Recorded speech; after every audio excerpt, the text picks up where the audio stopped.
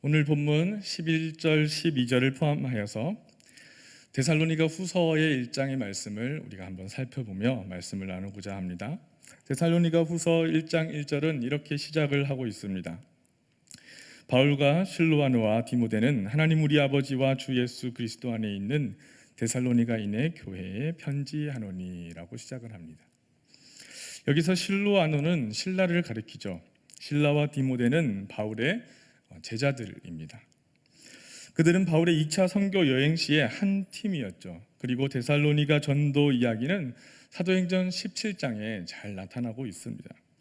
그들은 데살로니가의 회당에 들어가서 예수 그리스도의 복음을 전합니다. 그리고 경건한 헬라인의 큰 무리와 적지 않은 기부인들이 그 복음을 받아들였다, 이렇게 성경을 말하고 있습니다. 그런데 이 데살로니가 교회에 문제가 생깁니다. 왜냐하면 예수의 재림이 이제 얼마 남지 않았다라고 하는 임박해진 재림에 대한 이야기, 종말에 대한 이야기가 퍼지기 시작한 것이죠. 그러니까 일상에 우리가 이제 끝이 얼마 안 남지 않았으니 우리의 일상에 충실할 필요가 없다라고 하는 의견들이 나타나면서 그 바울의 가르침을 오해한 사람들이 행동하는 그런 문제들이 생겨나기 시작한 겁니다. 그래서 바울이 또 편지를 씁니다. 이것이 데살로니가 후서의 편지인 것이죠. 바울의 편지를 보면은 우선 바울은 데살로니가 교인들을 칭찬하고 있습니다. 그들의 믿음이 자라고 또 사랑이 풍성하게 되었고 어려운 가운데서도 흔들리지 않았다, 크게 흔들리지 않았다, 이런 말씀을 하고 있는데요. 4절 말씀을 보면 그러므로 너희가 견디고 있는 모든 박해와 환난 중에서 너희 인내와 믿음으로 말미암아 하나님의 여러 교회에서 우리가 친히 자랑하노라, 이렇게 격려를 하고 있습니다. 우리가 서로 자랑할 수 있다라고 한다는 것, 그것이 얼마나 축복이겠습니까? 나는 너를 자랑하고 또 너도, 그 사람도 나를 자랑할 수 있다. 이것이 우리에게 큰 힘이 되고 복이 되는 것이죠. 이 당시에 그리스도인들은 박해와 환난을 당했습니다. 오해가 있었고 또 어려운 일들이 참 많았습니다. 바울에게 일어났던 일들을 보면은 바울은 유대인에게 5번이나 태장을 맞았다, 그리고 돌로 맞은 적도 있고 여행 중에 여러 가지 많은 어려움들을 겪었다, 이렇게 고백하고 있지 않습니까? 옥에 갇히기도 하고 잠을 못 자기도 하고 고린도 후서 11장에는 여러 번 굶고 춥고 헐벗었노라, 이렇게 고백을 하고 있습니다. 참으로 고달픈 인생길을 걸어갔던 바울의 삶이었습니다. 그런데 데살로니가 교인들 역시 바울 정도까지는 아니더라도 아마도 적지 않은 어려움을 당했을 것입니다. 다행히 그들은 그 어려움들을 잘 이겨냈고 믿음을 지켜냈습니다. 그것을 바울은 자랑스럽게 여긴다, 이렇게 고백을 하고 있는 것이죠. 이제 바울은 1장 후반부에서 데살로니가 교인들을 격려하면서 11절 말씀에 우리는 그들을 위해서 항상 기도한다, 이렇게 말을 하는데요.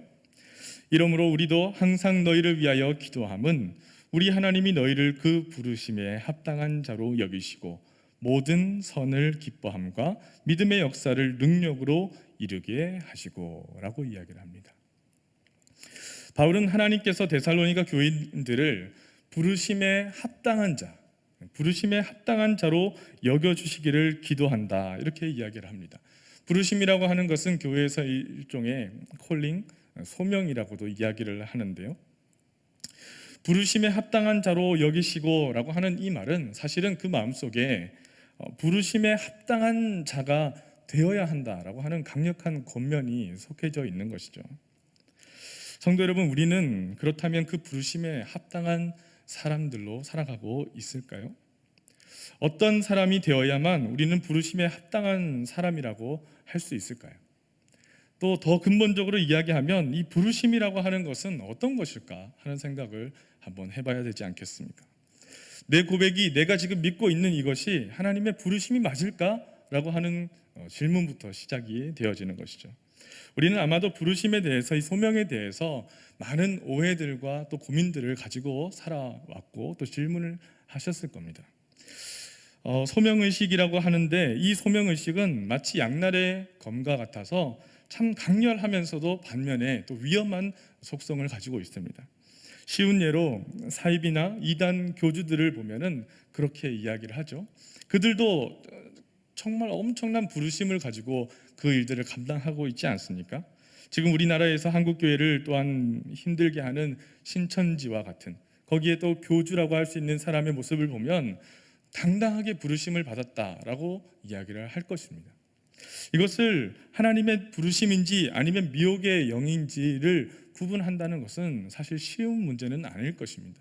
왜냐하면 그들도 당연히 하나님의 부르심이라고 생각하고 주장할 것이기 때문에 그렇습니다. 잘 아는 것처럼 십자군 전쟁도 마찬가지입니다. 전쟁에 나선 이들은 아마 부르심을 받았다, 강력한 소명의식을 가지고 그렇게 행동했겠죠. 루터도 당시 로마 카톨릭에서 파문을 당하였는데 로마 카톨릭이 파문을 하면서 악령에 사로잡혔다, 이렇게 그를 판단했었습니다. 그러나 지금 시간이 지나 역사가 흘러져서 이제는 카톨릭에서도 루터를 긍정적으로 평가하기도 합니다. 이렇게 시간이 지나갈 때 좀 바뀌어지는 것들이 있는 것이죠. 우리의 역사는 이런 시기입니다. 사실은 그 시기를 놓쳐서 걷잡을 수 없는 방향으로 흘러가 버리고 또 잘못되어지기도 하는 것이 우리의 역사가 아니겠습니까? 우리의 삶을 돌아보면 우리가 아무리 노력해도 이런 갈등과 분열이 우리 역사에서 끝나지 않는 이유, 그 이유는 사실은 미혹당하는 우리의 마음들이 여전히 오늘도 있기 때문이다라고 할 수 있는 것이죠. 자, 그렇다면 우리는 그 부르심에 대해서 어떻게 이해를 해야 할까요? 사실 가장 큰 첫 번째 출발은 무엇이냐면 우리를 부르신 그 이가 누구인가? 하나님은 과연 어떤 분이신가? 그것에 대한 이해와 알려는 노력이 필요하지 않겠습니까? 하나님이 누구신지를 알아야 우리는 그 부르심에 합당한 사람으로 살아갈 수 있지 않겠습니까? 산을 좋아하는 사람들을 전문 산악인이라고 하죠. 이 사람들은 참 산을 좋아합니다. 제가 TV 프로그램을 한번 봤는데 산을 타는 분들이 너무나도 위험하고 그저 저희 일반인들이 보기에는 그 어렵고 험준한 산을 그 고생을 하면서 왜 저렇게 넘을까라는 생각이 드는데요. 그 인터뷰에서 이렇게 이야기합니다. 왜 산을 타십니까? 라고 질문을 하자 그 한 분이, 산악인 한 분이 산이 나를 부른다, 이렇게 이야기를 하시는 거예요. 산이 나를 부른다. 그런데 정말 진심이셨어요. 산이 나를 부른다. 지나가는 산이 외치는 거, 저는 한 번도 그런 경험을 한 적이 없지만 산이 나를 부른다, 이렇게 이야기한다는 겁니다. 아마도 산이라는 존재, 그 어떤 사물에 대해서 그 사람은 완전히 영혼이 거기에 사로잡혀 있는 그런 상태가 아닐까 하는 생각이 들었습니다. 그 열정이 대단하다라는 생각이 들었어요. 그 사람에게는 산이 위험한지, 돈이 얼마나 드는지, 그리고 조금 더 편안한 것이 무엇인지 우리가 생각하는 그것과는 전혀 상관이 없는 그런 열정을 가지고 있는 것이죠. 우리의 신앙, 우리가 하나님에 대해서 알려고 하는 노력, 그것이 사실은 이와 같은 노력 안에서 시작되어야 되는 것 아닐까 하는 생각을 해봅니다. 우리가 어떻게 살아야 할까? 나를 부르신 것이 무엇일까? 나의 소명은 무엇일까? 인간이 사람답게 살아가는 그 모습은 어떤 것일까? 라고 하는 질문부터 시작한다면 우리는 하나님을 알려고 하는 노력이 이 정도는 돼야 되지 않을까 하는 생각도 해보게 됩니다. 우리는 하나님을 너무 낭만적으로 때로는 무겁게 받아들이는 경우가 있습니다. 소명이라고 하면 자신의 일상을 모두 포기하고 세계 오지의 선교사로 간다든지 아니면 교회 생활에 완전히 모든 것을 다 투여하여서 전념하는 사람들이 소명받은 사람이다 라고 판단하고 오해할 때도 있습니다. 나름 의미가 있는 결단이고 참 중요하지만 저는 그것이 다는 아니다라고 생각을 합니다. 그런 것만이 소명이 아닌 것이죠. 그렇다면 우리를 부르신 그 부르심, 소명은 무엇이겠습니까? 바로 우리의 삶이 소명인 줄로 믿습니다. 우리의 직업이죠. 우리가 하고 살아가는 그 삶입니다. 우리가 어떤 모습으로 살아가느냐, 하고 있는 일이 무엇이냐, 직업이 무엇이냐, 이것이 중요한 것이 아니라 우리가 그 삶을 하나님의 부르심으로 인정하고 살아가느냐, 하나님이 우리를 부르셔서 택하셔서 그 일을 하게 하신 줄로 믿고 살아가느냐 하는 것이 중요하다라는 것입니다. 간절히 바라기는 우리의 삶에서 더욱더 하나님께서 주시는 그 은혜, 그 부르시는 은혜대로 살아간다 결단하고 소망하며 살아가시는 성도의 삶이 되시기를 축복합니다. 바울에 따르면 그 11절 말씀에 따르면 바울은 부르심에 합당한 삶을 살아가는 사람들에게 두 가지의 일이 일어난다라고 이야기를 하고 있습니다. 첫 번째는 믿음의 선을 기뻐하는, 모든 선을 기뻐하는 마음이 있다라는 것이고요. 두 번째는 믿음의 역사가 능력으로 나타난다라고 하는 말을 하고 있습니다. 먼저 일상에서 선을 기뻐하는 우리의 삶을 한번 생각해 보면, 우리가 모든 선을 기뻐하는 삶을 살아간다라고 하는 것은 쉽지가 않습니다. 보통은 우리는 다른 사람들이 칭찬을 해주거나 또는 내 기분대로 살아가기를 바라고 또 그렇게 살아가죠. 남에게 피해를 주지 않으면 되지라고 생각하며 나의 방법대로, 자기 식대로 그냥 살아가기를 즐거워하게 마련입니다. 그런데 정말 피해 주지 않고 살아갈 수 있겠습니까? 사실은 저는 불가능하다고 봅니다. 내가 원하는 대로, 내가 즐거운 대로 살아간다라고 한다면 남에게 피해를 주지 못하고, 피해를 안 주고는 살아갈 수 없는 것이 사람의 모습이다라는 것이죠. 어찌 보면 사람에게는 피해를 주지 않을 만한 그런 능력은 없는 것 같습니다. 내버려 두면 우리는 누군가를 이기적으로 피해를 주고, 피해를 입히고, 상처를 주고, 분노하거나 때로는 질투하거나 그렇게 약올라하면서 살아가는 것이 우리의 모습이다라는 것입니다. 여기에서 하나님과의 관계 없이는 저는 힘들다고 봅니다. 물론 일종의 휴머니스트로 나는 선을 행하면서 살아갈 수 있다라고 자신하는 분들도 있을지 모르겠습니다. 저는 그런 분들이 있다면 정말 그 삶은 대단하다라고 인정을 하겠습니다. 그러나 쉽지 않습니다. 우리가 하나님께서 주시는 은혜와 또 하나님께서 주시는 부르심의 결단과 소명과 그 강력한 의식을 가지고 살아가지 않으면 우리는 올바르게 선을 기뻐하며 살아가기가 쉽지 않다라는 것입니다. 아무리 노력해도 선한 인간이 되기가 힘이 든다라는 것입니다. 그대로 살아가면, 나의 식대로 살아가면 나는 내 주장에 매몰되고 나의 그 방법 안에 매몰되어져 버리거나 아니면 적당하게 위선적으로 살아가는 모습이 되기가 쉽다라는 것입니다.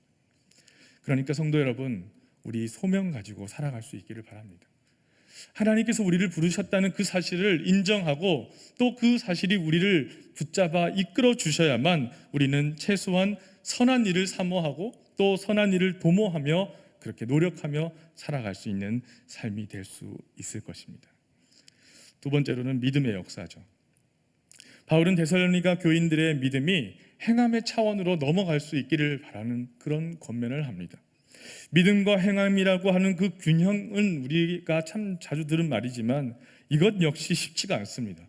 예를 들어서 로마서 12장 말씀에 바울은 이런 말씀을 하죠. 아무에게도 악을 악으로 갚지 말고 모든 사람 앞에서 선한 일을 도모하라. 악을 악으로 갚지 않는 것이 곧 믿음의 행위입니다. 믿음이라는 것은 악을 악으로 갚는 것이 아니라 악을 도리어 사랑으로 선대하고 또 받아들이고 포용하는 것이 믿음일진데, 우리는 그것을 잘 알고 있는데, 그런데 우리는 항상 당한 것보다 더 크게 갚아주기를 노리고 기대한다는 것이죠. 우리의 마음은 최소한 그게 아니면 내가 당한 것만큼이라도 갚고 싶다라고 하는 마음이 우리의 마음속에 가득하지 않습니까? 악을 악으로 갚지 않는 것이 사실은 굉장히 불가능한 일처럼 느껴지는 것이 우리의 삶의 현 주소일지도 모르겠습니다. 바울은 그래서 하나님의 능력으로라고 하는 말을 합니다. 그러니까 하나님의 능력으로 악을 악으로 갚지 않고 믿음의 선한 삶을 살아가라라고 말을 하는 것이, 저는 이 부분에 크게 공감을 합니다. 하나님의 능력이 임하지 않으면 우리는 분노를 조절할 수가 없고 그 안갚음하고자 하는 마음을 조절할 수가 없다라는 것이죠. 성도 여러분, 우리의 삶에서 믿음의 역사가 있습니까? 믿음의 역사가 일어나고 있습니까? 악을 악으로 갚지 않는 그 믿음의 행위가 일어나고 있습니까? 혹여나 일어나지 못하고 부족하다면 우리 하나님의 능력을 기도하고 또 구하십시오.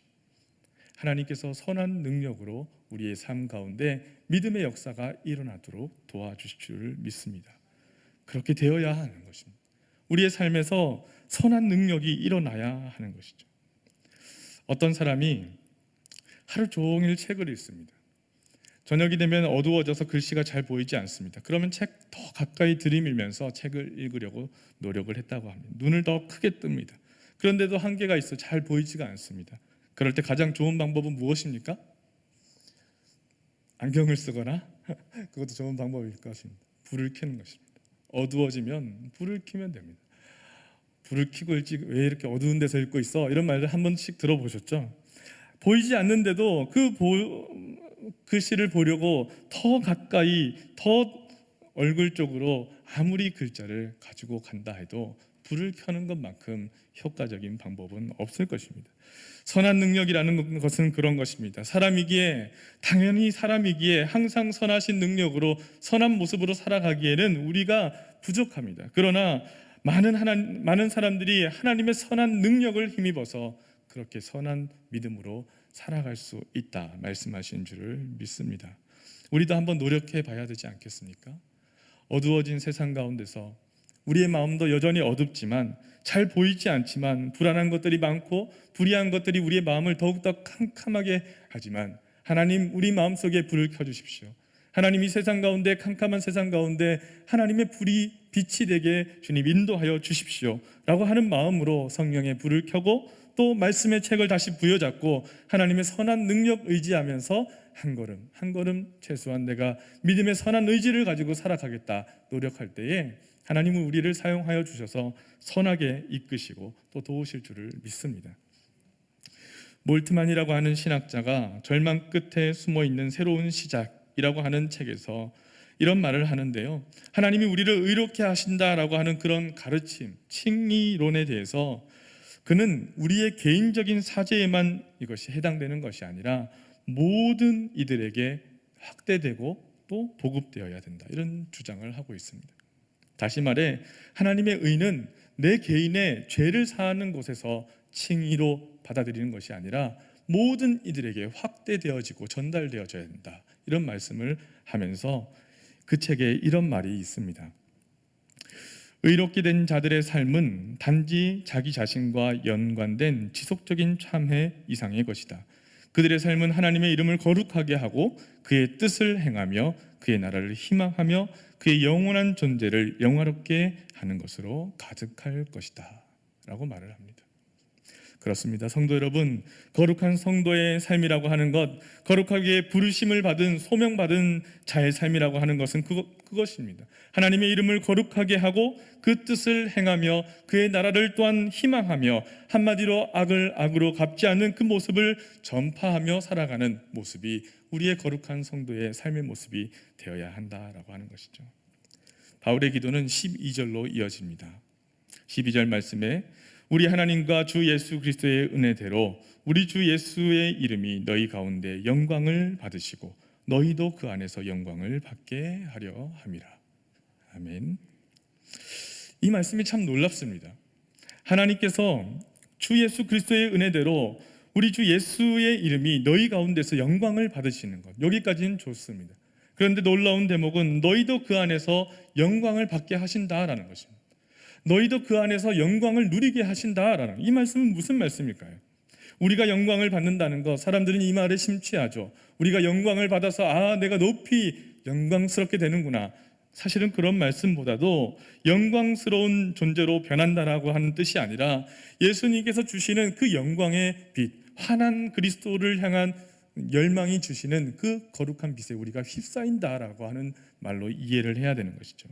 그래서 바울은 이렇게 이야기합니다. 그리스도인의 실존에 대해서 갈라디아서 2장 20절 말씀에 내가 그리스도와 함께 십자가에 못 박혔나니 그런즉 이제는 내가 사는 것이 아니요 오직 내 안에 그리스도께서 사시는 것이라 라고 말을 하는 거예요. 하나님께서 우리로 하여금 하나님의 영광을 경험하게 하신다 하신 이 말씀은 하나님께서 영광을 받으시고 우리도 예수님과 같이 그렇게 살아갈 수 있게 우리의 삶을 영광의 빛으로 환하게 감싸 안아 주신다라고 하는 말씀입니다. 여러분, 우리가 신앙으로 이렇게 빛나게 살고 싶은데 잘 되지 않을 때가 많습니다. 그래서 본문에서 바울은 우리 하나님과 주 예수 그리스도의 은혜로 이렇게 이야기를 하고 있는 것입니다. 제가 오늘 너무 참 쉽지 않습니다, 안 됩니다 라는 말씀만 드려서 죄송하다는 마음까지 드는데요, 그런데 쉽지가 않습니다. 그렇지 않습니까?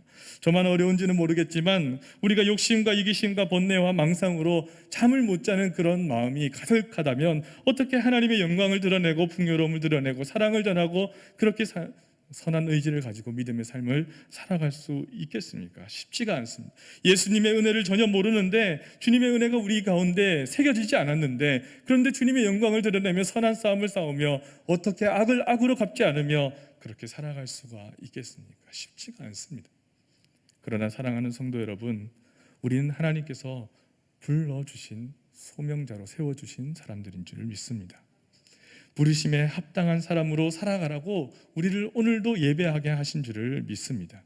우리를 부르신 그분께 우리가 조금이라도 더 가까이 가기 위해서 하나님의 은혜로, 하나님의 능력으로 우리가 그 빛에 반응하며 그 빛을 가지며 살아갈 수 있게 도와주시옵소서. 그렇게 기도하며 살아갈 수 있어야 하지 않겠습니까? 바라기는 바울의 말씀을 기억하며 선을 기뻐하십시오. 선을 기뻐하기를 주님의 능력으로 구하십시오.